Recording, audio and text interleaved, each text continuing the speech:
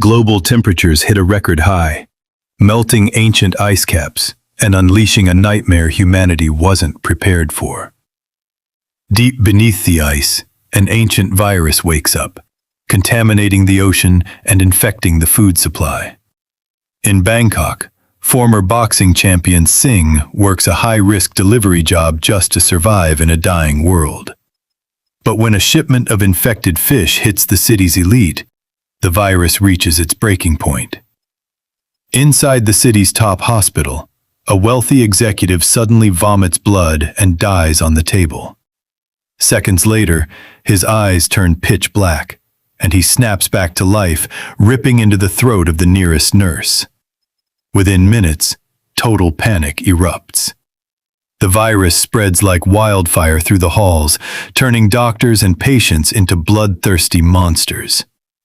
Outside, the military surrounds the hospital, but they aren't there to rescue anyone.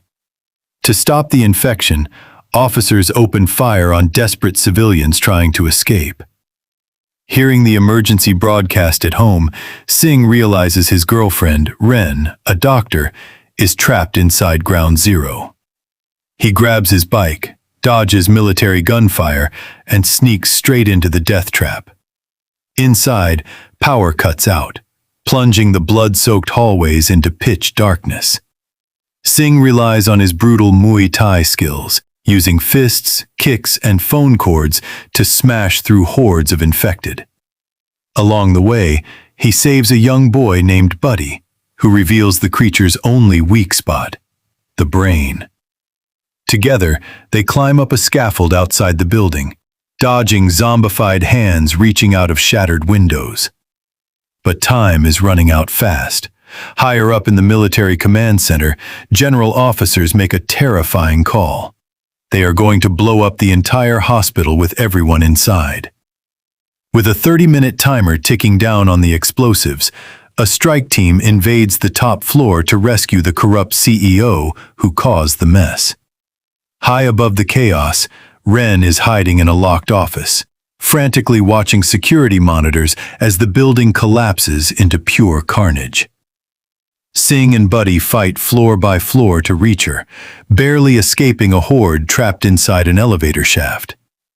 Just as Singh finally reunites with Ren, the heavily armed soldiers betray them, shooting Singh in the shoulder to secure the CEO's escape and dragging Ren away by force. Bleeding out and surrounded by soldiers turned monsters, Singh pushes through sheer willpower. He uses crutches, fire extinguishers, and flares to incinerate the incoming horde. But when the hospital's fire sprinklers trigger, the water reacts with the virus inside the dead bodies. The corpses don't just reanimate. They mutate into terrifying aquatic abominations with razor-sharp teeth. With less than 5 minutes before the bombs detonate, Singh limps toward the roof, leaving a trail of destroyed mutants behind him. Ren breaks free on the helipad, begging the pilot to hold off takeoff. Just as Singh bursts through the roof access doors, the soldiers force the helicopter into the air.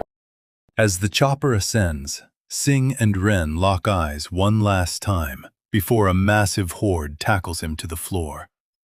Seconds later, military missiles strike the base of the building, turning the entire hospital into a blazing inferno.